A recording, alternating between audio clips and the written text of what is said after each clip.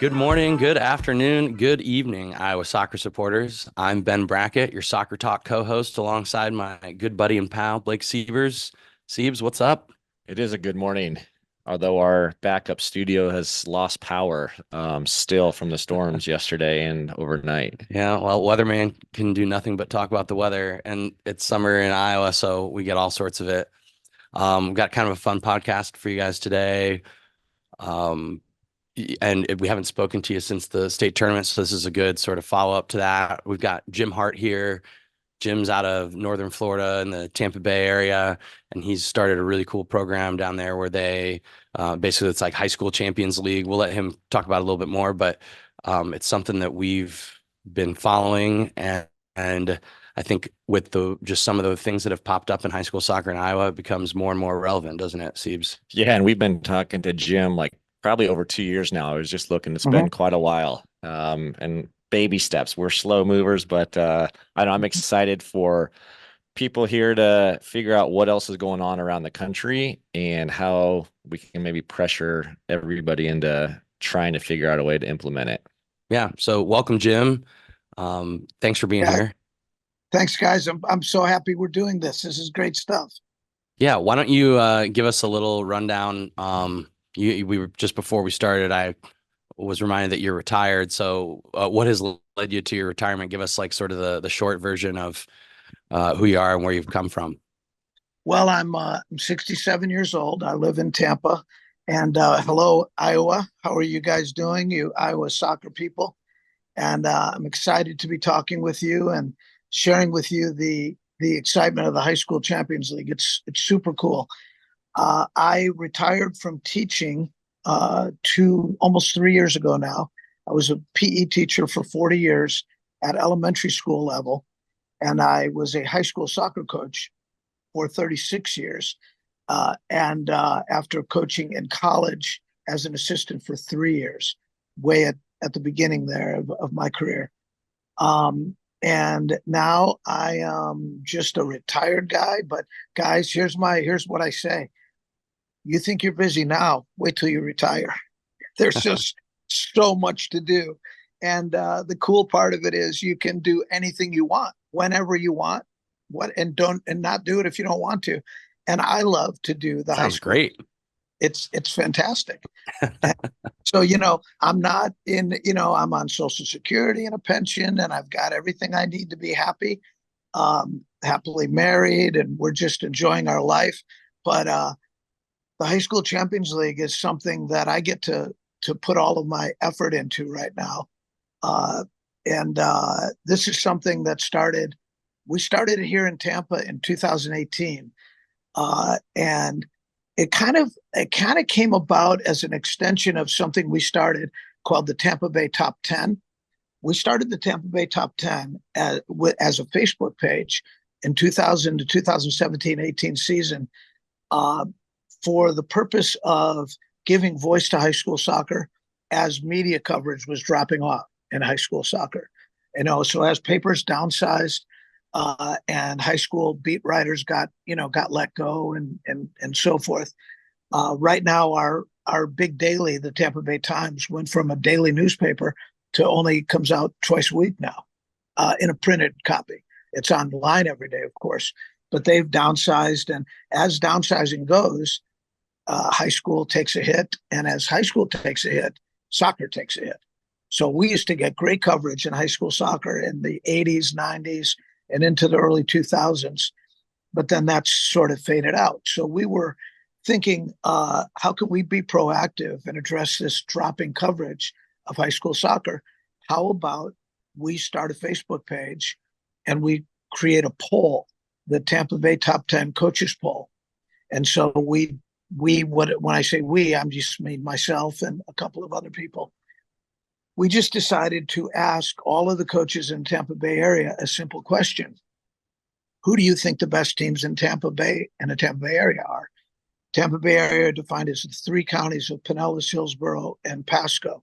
About 3 million total population in those three counties. Probably about 80 total schools in those three counties. So we invited the coaches to submit their bids. of who they thought the best teams were. We would collate that and we would release it on our Facebook page as the Tampa Bay Top 10 Coaches Poll. And it started to create lots of excitement and news, and people started talking about it. We began to gain followers on our Facebook page. And then somewhere along the line, as we were getting ready for the state tournament that year, it occurred to us, like is going to be the case in Iowa and every other state, the state tournament has different levels. In Florida, the first level is the districts, followed by the regionals, followed by the Final Four, right? So the districts always end up with a district champion. And, we got the idea, wait a minute, if there are these champions at all these different levels, I know you have different classifications in Iowa. We have 7 here in Florida. Class 1 doesn't have a tournament. It's the smallest schools, but class 2 through 7 have full state tournaments. So there's always a question in the Tampa Bay area. If there are 6 state champions, which one's the best? And which local team is the best, right? And they all have their own district tournament, and they all have district champions. So we're like, wait a minute, why don't we just get all the district champions together the following year, just like they do in the European Champions League? It's based on what happens the previous year, right? That's who makes the Champions League. Why don't we get all our district champions together, put them in a pool of 16, have a blind draw, and make groups of 4, and then have those teams in a group of 4 play each other the following season on their regular season schedule. Because everybody has to make a regular season schedule, right? That's one thing every coach has to do. You got to play somebody. Sometimes you, by conference rule, you have to play the teams in your conference or maybe in your district. But by and large, almost every high school coach has to make a schedule for their team. So what we thought is, since you have to make a schedule anyway, what if we put you in a group with 3 others and you just play those 3? And then based on the outcome of your regular season games that you're going to schedule in the beginning of the season, one of the 4 of you will do better than the other 3. And then you could advance to the Final Four of a tournament that we'll call the High School Champions League. And so that's what we did. We started it, and that's how it works. I just described to you how it works. It's basically the high school district champions, and there are just about 16 districts in the Tampa Bay area. From year to year, it changes. Sometimes there's 14, sometimes there's 13. But what we did was we thought 16 is a good number because 4 groups of 4, that lends itself to a Final Four. So it's a perfect number to work with. So we invited all the district champions, plus we went to the Max Preps final state poll of all schools combined, regardless of classification. And we started at the top and worked our way down the poll. And as we would hit a school that was in the state, in high up in the state classification, but wasn't a district champion in Tampa Bay, and therefore didn't get an invitation to the Champions League, we would issue those schools at-large bids until we filled out a field of 16. And then we have a 16-team field. We gather in a public place together. We put all 16 names in a hat, pull them out 4 at a time to create. We just do a draw, just like the Champions League has a draw, right? And we make a big deal of it. It's a media event. It happens at a sports bar here in Tampa Bay. We have soccer celebrities like Perry Vanderbeck and the Tampa Bay Rowdies head coach and players on the Rowdies. They come and do this pulling of the names. We have local radio coverage of this, live radio coverage of the draw. It's super cool. And then the radio people do interviews, and then you have your field for the following season. And the best part, guys, is we do this in the middle of the state championship. So you're in a current season, right? You get through the first round of the state championship. So now you know who the district winners are. You still don't know who the state champion is because you're still playing the state championship. But in the middle of that spotlight, and I follow your coverage of the state tournament, which I think is great, by the way. I think you guys do a fantastic job covering the state tournament. Imagine if in the middle of all of that, you had the Champions League draw for the following season. taking place in the middle of all that, before even the Final Four happened of the state tournament. That's when we do our Champions League draw. So in the off season, as you guys know, nobody's thinking about high school soccer or paying much attention to it, but they pay the most attention to it during the state tournament. So that's a perfect time for us to capture the public's attention and do the draw. So we do the draw, and then the coaches go about making their schedules. We have rules like the higher ranked team in the final state Max Prep state poll is the home team in these two games that are played, in these regular season games. So in each group, one team has 3 home games, one team has 2 home games, one team has 1 home game, one team has to travel 3 times. So that's an interesting element to it, right? And then they play their games. We have preset match days. So we say to the coaches, try to schedule these games on these preset match days. If you can't, you can't, no worries, but try to get them on these days. So almost always Champions League games are played on the same day. So just like the European Champions League, it's on Tuesday, right? Or Tuesday or Wednesday. You always know that's Champions League day. Well, we have match day 1, match day 2, match day 3, and the dates are publicized, so people know, oh, this is Champions League night, and everybody's kind of tuned into that fact, right? And so we play our Champions League games. We get to the Final Four. What we do on the Final Four is we have both semifinals at the same location on the same night. So you have a doubleheader that night. And the team that hosts the Final Four, the right of first refusal for hosting the Final Four goes to the previous year's Champions League winner. And so that's one thing they get. If you win the Champions League, you win the right to host the Final Four the following year. Now, if you turn that down, it goes to the Champions League runner-up, gets that right. And if they turn that down for whatever reason, maybe there's a scheduling conflict, maybe they just don't want to do it, then we find a place to host it, right? But almost everybody takes that opportunity to host the Final Four because it's a big deal. Lots of people come to the games. So we play the semifinal, and we get the finalists, and then the Tampa Bay Rowdies host the final at Al Lang Stadium where they play their games. And the Tampa Bay Rowdies are huge supporters of the Champions League. I think you guys have a team, isn't it, called the Des Moines Menace up there? Am I right about that? I would bet you. In fact, I've talked to the Rowdies president about this because I told him I was going to talk to you guys. In fact, he would come on your show if you wanted to ever have an interview with somebody from the Rowdies about the Champions League. I know Ryan Helfrich is his name. He would come on your show. He went on a St. Louis podcast to talk to them about it. So anyway, Ryan told me that he knows those guys over in Des Moines. He thinks they would be excited followers of the Champions League if it ever came to that. You know, if the Des Moines Champions League ever happened. But we have our final game at Al Lang Stadium, and they pull out all the bells and whistles. It's as if the Rowdies were playing. So you got the signage boards, you know, the music, the PA announcer, everything. It's amazing. It's so cool. And the kids, imagine how cool that is for the kids, you know, to be able to do the walkout with the Champions League music playing. It's really something special. And Do you do it for both the boys and the girls? Yes, we do. Now, we started the boys in 2018. We didn't start the girls until 2022. And the reason for that is the people that started it were 2 boys coaches. Well, me, I started it. And then I got David Wilson involved almost immediately. He's my sidekick counterpart. He's still coaching, by the way, at Wiregrass Ranch High School, which is a public school in Pasco County. But we're boys coaches, right? So we tried to get the girls coaches to do this with us. And it started, stop. But we didn't think it was our place to step in and start a girls' Champions League. We thought that was just not our place to do.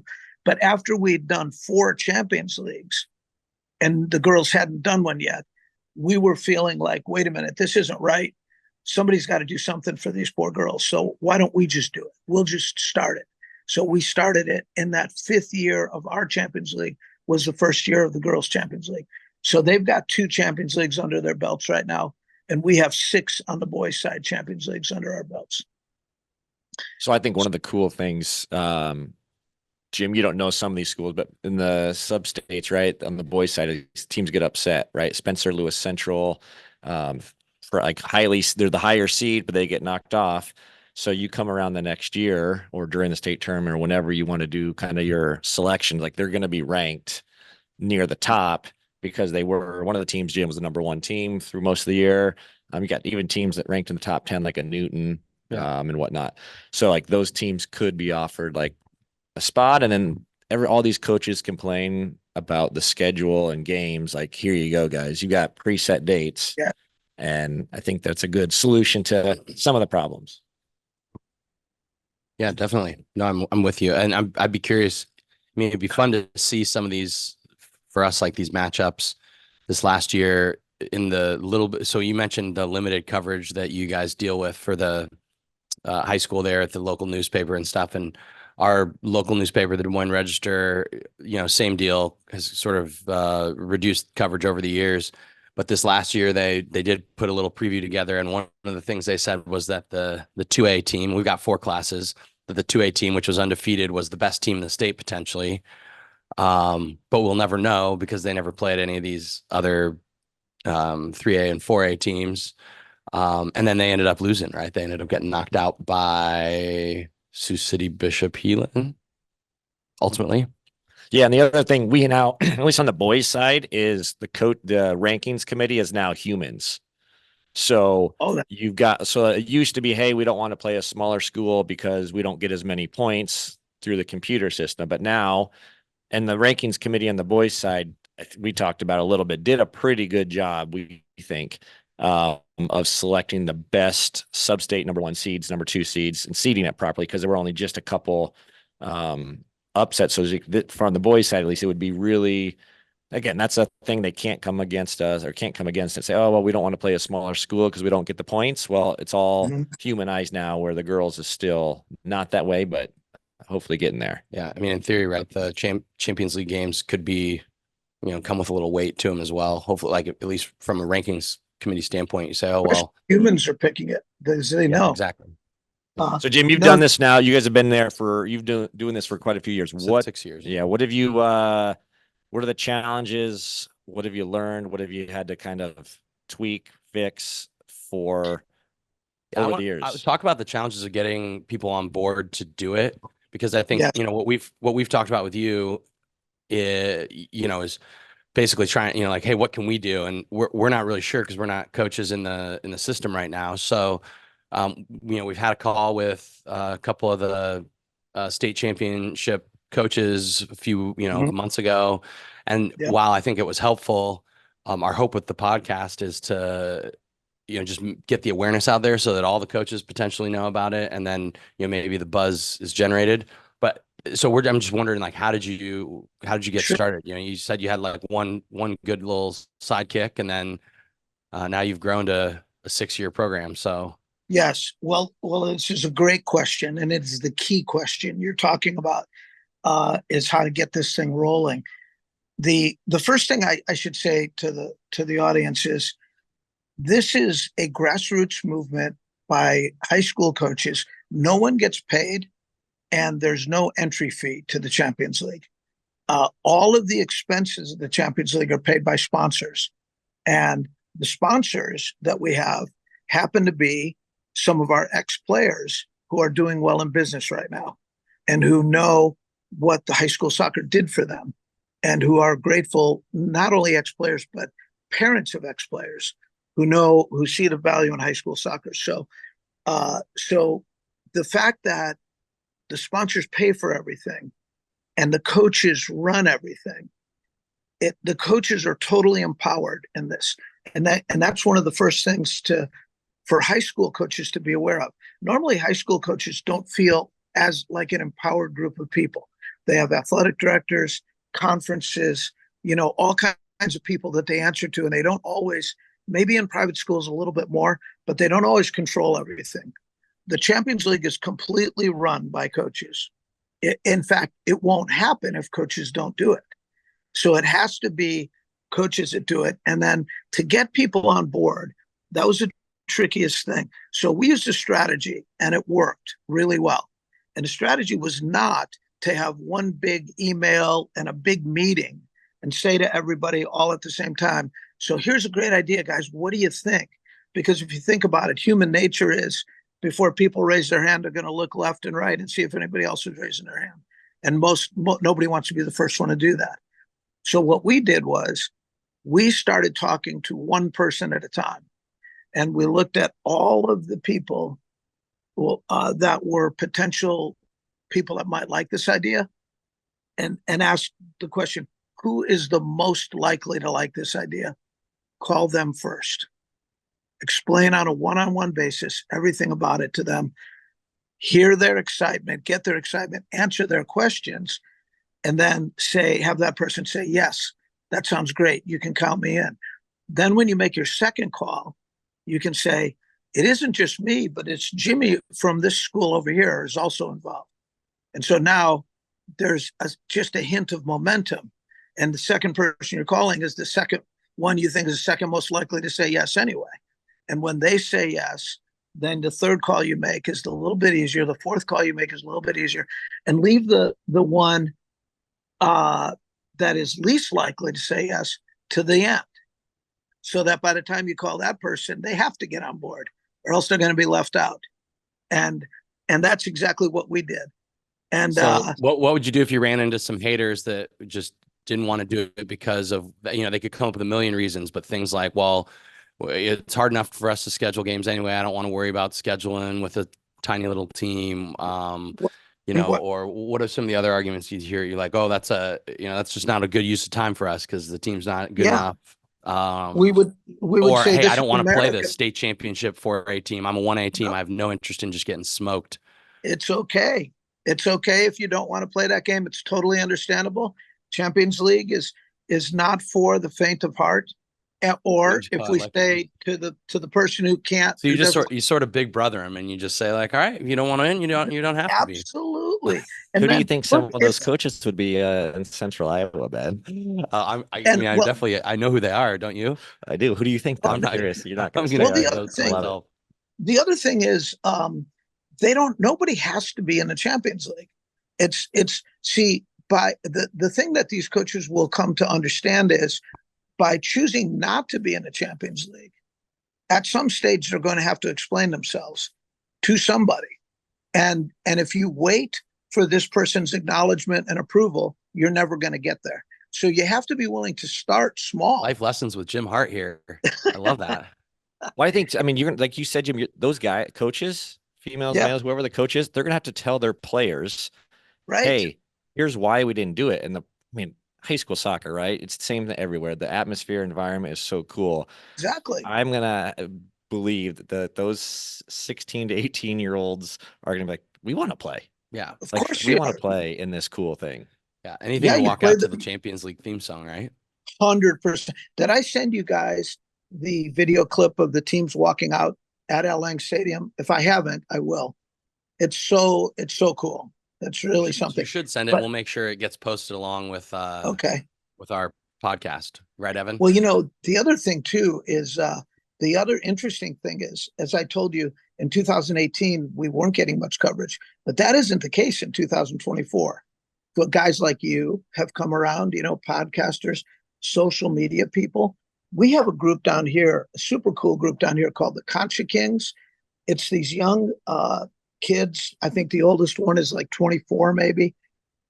And they have this incredible Instagram empire and they cover this stuff. They give it blanket coverage and all of the kids follow them. So they were broadcasting live from the Champions League final on Instagram. The Concha Kings were, and they had 2,000 people following them live on Instagram at the Champions League final. And they put out all of this stuff. So the kids are gonna say, Coach, there's no way you're not gonna let us be in this. I mean, So what the Champions League lends itself to is guys like you, guys like me, guys like all the podcasters in St. Louis that are following this, um, all this extra media people that are getting involved. There's a podcast in St. Louis podcast. Um, Mo, the podcaster, just came to Tampa this past weekend, and so he's given the Champions League coverage. He's interviewed two of our coaches in his St. Louis-based podcast, and he said, "I'm coming down with my family. We're going to go to the Tampa Bay Rowdies versus Charleston game. Let me call up Ryan Helfrich and let him know that you're coming." I called Ryan. Ryan said, "We will set him up with tickets, parking pass, and a tour of the stadium for him and his family." And then I said to Ryan, "What if Mo brings all of his podcasting equipment with him, and could he come to practice the day before the game?" And he said, "Absolutely, we'll roll out the red carpet for him." Well, this just happened this past Friday. Mo showed up with his podcasting gear, and we met at Al Lang Stadium, which they were having practice at their home field that day. He interviewed Perry Vanderbeck, who came down for this. Perry lives here in Tampa. He's our national ambassador, giving us great profile. Perry has. Perry came down, interviewed with Mo, interviewed Robbie Nielsen, the head coach of the Rowdies, interviewed Leo Fernandez, who is the 2022 USL MVP, who plays on the Rowdies. And we invited a couple of local high school coaches from here to come in, and he did two other interviews, all in the Al Lang press box with beautiful background of the field. It's really amazing. So what I'm getting to is this Champions League, people are drawn to it because everybody knows what the Champions League is. Everybody's excited about the Champions League. Everybody loves the music, and everybody in the back of their mind, everybody's kind of like, these club people are a little wacky. I mean, they're who's thinking of the kids? This is kind of like a thing that everybody thinks about. These high school guys, they have this great tournament. They're not charging any money. They're not getting paid. Perry Vanderbeck is a volunteer. He doesn't get paid. Every time the club people call, I have to get my wallet out because there's something else that I have to pay for. And so this is catching on, and people love this. And the Rowdies love this. Here's why the Rowdies are big supporters. Well, for a lot of reasons. But one of the things is, by supporting the high school Champions League, the Tampa Bay Rowdies, in one fell swoop, they support the whole Tampa Bay area, because every high school in Tampa Bay could get in the Champions League. And they don't give us any money. We don't ask them for money. We just want support.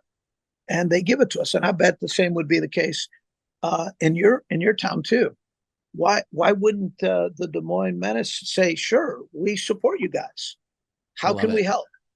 Jim, you're teeing us up. I love that. We'll make sure they hear what you have to say about it. But also, let's just let the record reflect that we didn't tell him to say any of that stuff about club soccer.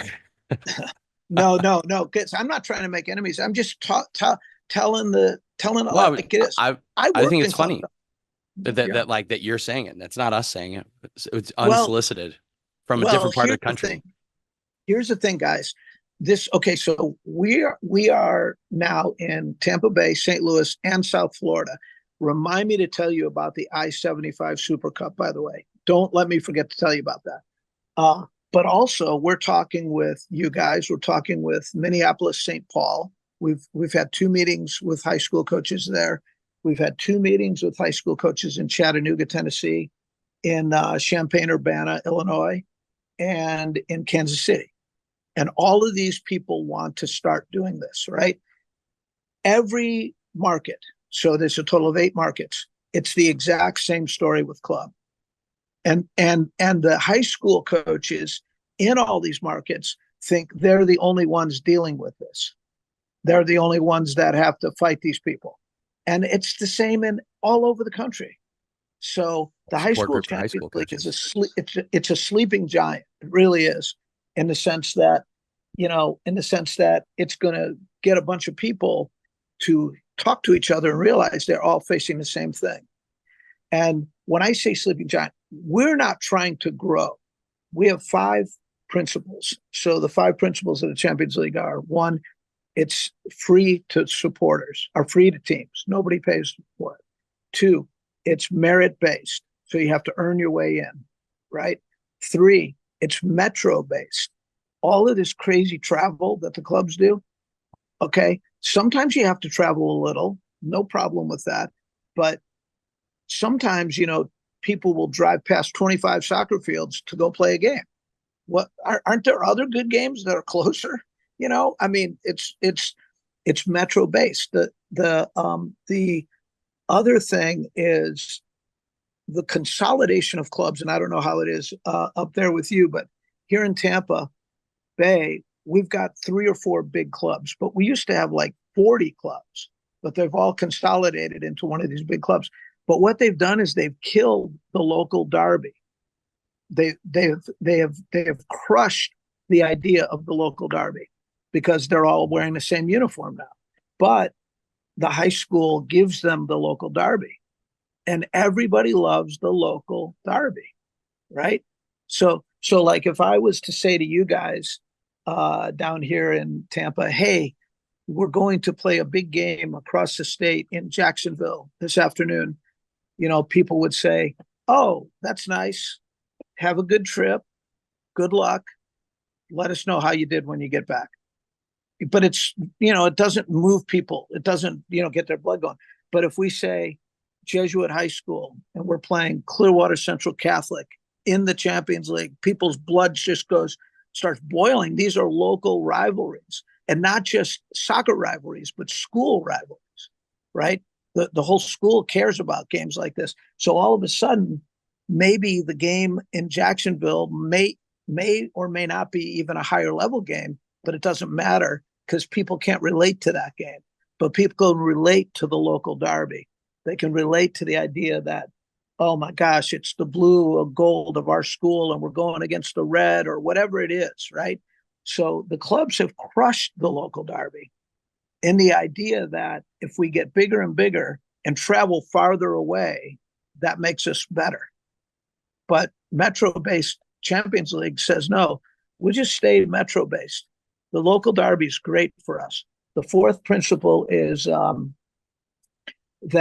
it is coach-centered. It's coach collaboration. So coaches run the Champions League. Even rivals have to sit down and work together and agree, as opposed to coaches trying to steal each other's players or clubs trying to steal each other's players. No, the coaches aren't doing that. They're not trying to steal players. They're trying to work together to make something happen. And then the 5th one, and this is the one that really touches a lot of people, is student athlete empowerment.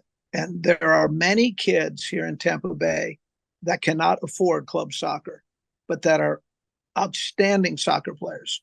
Like we have a very diverse population here in Tampa Bay, and a section of that population can afford to shell out the kind of money the clubs are asking for, but a whole bunch of them cannot afford it.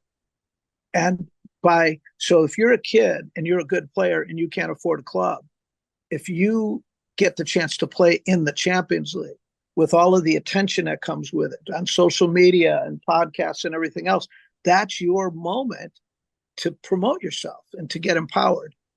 And so free to play, merit-based, metro-based, coach collaboration, student athlete empowerment. Those are our principles. And people are drawn to that. They think that's all cool. Well, we're going to find out what the coaches of Iowa think about it, right, Siebes? Yeah, I think we're still, so we haven't really, this is our unorganized piece coming in. We haven't really talked about what we're doing as far as, is this like a series, just a one-drop episode, but we want to talk to somebody in St. Louis to give everybody another kind of perspective on how it's going down there. But then parents, players, coaches, slide into the DMs, ask questions, tell us the hurdles so we can, again, let's not reinvent the wheel. What's working for other parts of the country that have done this, because we don't want to have any excuses, because we think it's cool. Yeah, for sure.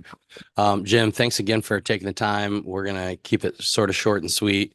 so that we Okay. can keep everybody's short attention spans. But we really appreciate all the information, and I think that the coaches here in Iowa are going to be really interested in this Oh, I idea. love it. So I'm a talker. Sorry about that. I no, not 75 at all. Super Cup. That's what we'll just shut you down now. That's all. Well, listen, I-75 Super Cup. Listen to this. So South Florida is starting the Champions League this coming year. Miami, Fort Lauderdale. Okay. The winner of their Champions League is going to come play the winner of our Champions League on December 21st at Al Lang Stadium, hosted by the Rowdies. And then That's the super following cool. year, it's amazing. And the following year, the winner of ours is going to go down there. They're talking with Inter Miami about hosting that game. And Inter Sweet. Miami is showing interest in that. So that would be kind of cool if that happens. And but St. Louis and Kansas City are talking with each other about an I-70 Super Cup.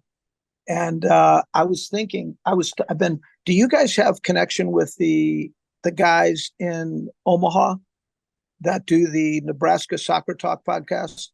Because these are some other guys I've been talking with. And I was looking at it. I was thinking there might be something there for I-80 you. Super Cup. Yeah, so Something like that. we're weird. Nebraska plays soccer, high school in the spring, just like we do.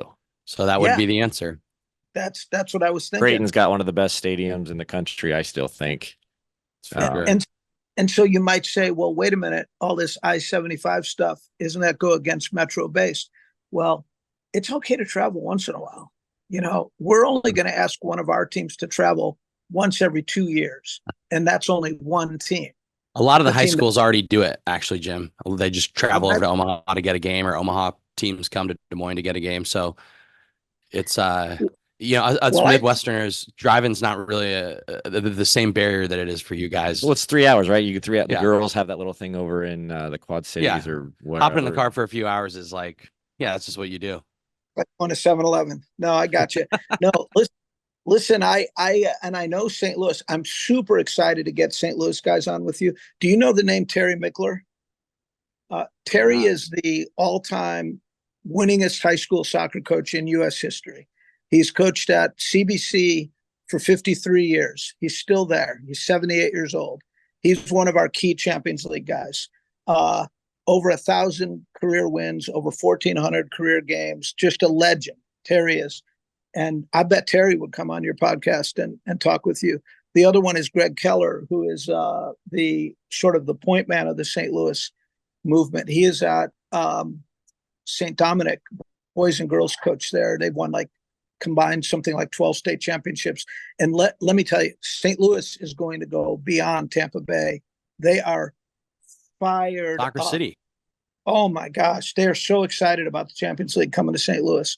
So, they're going to give us something to keep up with, but we're proud to be first one out of the gate, and we can't wait to see what happens. And this is growing like a weed, guys. There's no strategy for growth. There's no, everybody keeps waiting for us to say, and it's only going to cost you this. It's not going to cost anything. It's up to you. You make it happen, and then and there's no grand vision to have a national Champions League final or anything like that. I mean, if stuff like that happens, it will happen of its own volition. We're not aiming that way. We're not hoping for it. We're just trying to keep it. We're just trying to answer a simple question, the one that you guys started out with. Hey, who's got the best team in the metro area anyway? Why don't we just get on the field and find out? That's all we're trying to do. I think that we're going to find out if the Iowans are into that or not. I think they probably are. So thanks again, Jim, for taking the time. And we'll make sure that we get all the names and numbers of all the folks that we should bring on the pod. We'll have a whole series of it, won't we, Siebes? Beautiful. Love it. Thanks, Jim. Thank you, Jim.